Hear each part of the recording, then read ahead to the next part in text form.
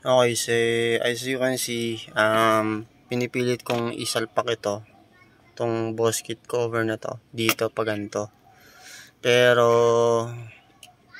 actually, I'm doing it the wrong way. Kasi, siguro dahil gusto kong parang shortcut lang, pinipilit kong isalpak nga to. Pero hindi mangyayari yun.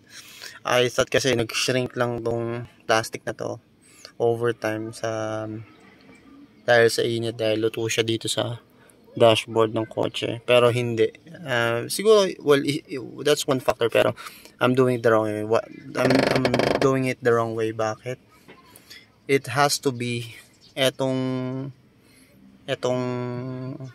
metal na to, ang salpak sa nakaganyan yan, di ba, nakataob pag ganun, sasalpak to pag ganun, hindi ito isasalpak ko dun, hindi. So it has to be the other way around. Ito has to be inserted in such in this manner, pag ganyan. So mag-slide siya dito sa gutter na yan, hanggang sa yun, fit na siya. So let's do it. I have to dismantle this. You have to unscrew this thing. So number 8, I need the number 8.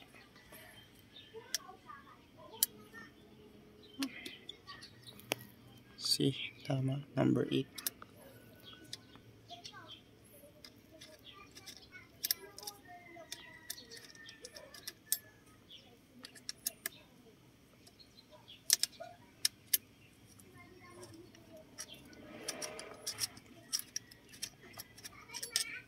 Minsan kasi pag yung nagmamadali ka, hindi ka nakakapag-isip, parang gusto mo daanin sa paraan yung daanin sa santong paspasan, pero actually yun pa yung nagpapahirap sa'yo. So I recalled nung in-install ko to, yun sa proper way na yun, kasi nga naman hindi pa naka-install tong manibela na to noon. At nung in-install ko yung manibela, halos plug and play na lang ako.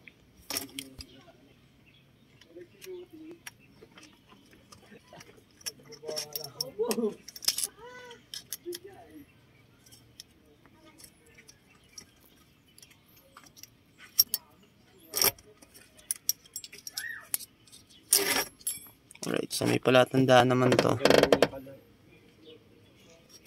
Okay, so ito yung sinasabi ko sa inyo kanina, na ang pag-install nito pag ganito. Yan, so isasalpak mo yan, tapos press. Ganyan. Yan.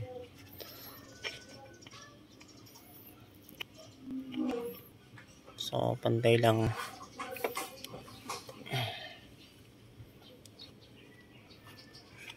Bango naman ng kotse.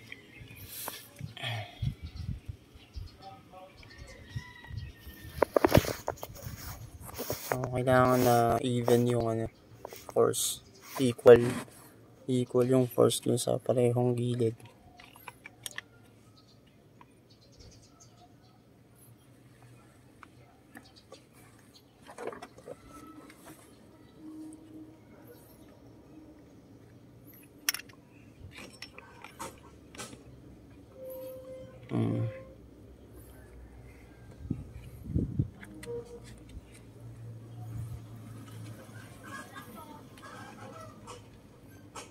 Yun. So tama. Yan, ganyan siya. See? Nakakuha natin. Ganun ang technique.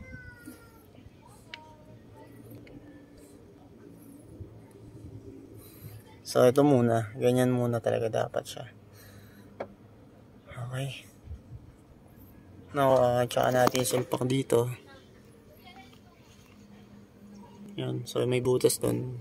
Dito natin lalagay yung natin sasalpak yung insert tong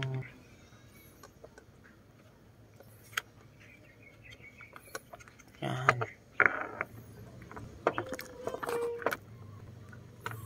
So, ito yung center natin. Yan. So, ayan o. May cross ako nilagay dyan. Yan. That's it.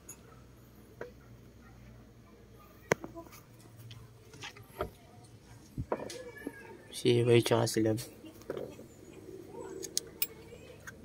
Okay, so install na natin tong ano. Plug na natin tong manibela natin. Oh, daddy. I-install si daddy ng ano.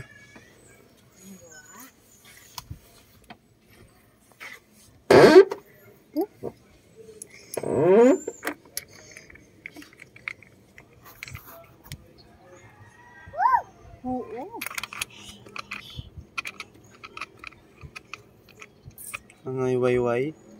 Magkano bayad mo sa pahinang? 20 lang naman. Makakita na ng mga nakinain mo ha. Anong 20 kinain mo? lang naman pala, tapos bibili ka pa ng soldering iron, mahal-mahal na. Anong kinain mo? Anong kinain mo? Patingin. Anong movie? Big. Ayun na. So, ganyan siya. Naubos namin dito. Anong dalawa na naubos nyo? Naubos nyo. Oo. Yan. So, ganyan.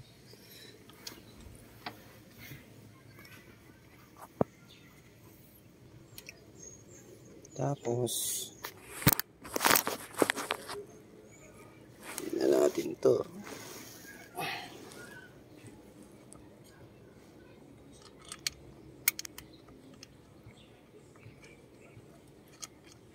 Yun na.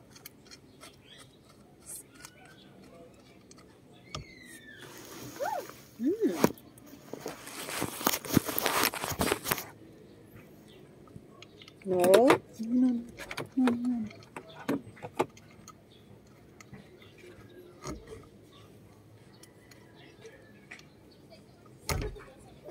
Buti na lang may mag-install na nung fog light para pag dating nung 25 malinaw-linaw ang natin ilaw sa kalsada. Magkano naman yung single sa'yo?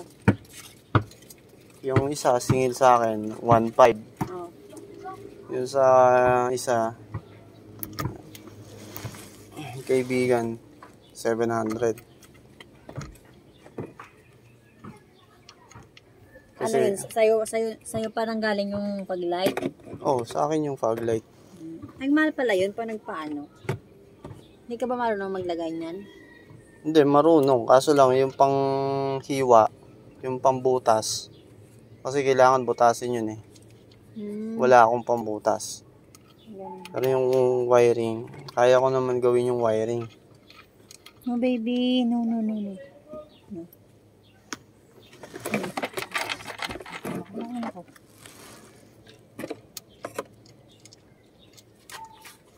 Okay, so ayan. Pero bago natin i-fix, siguraduhin natin na gumagana muna yung busina at hindi napigtal ang pagkakahinang. So ito.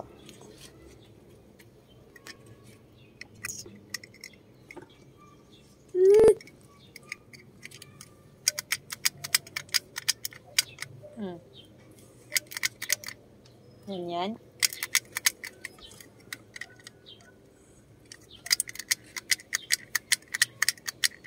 Where's the buzzer?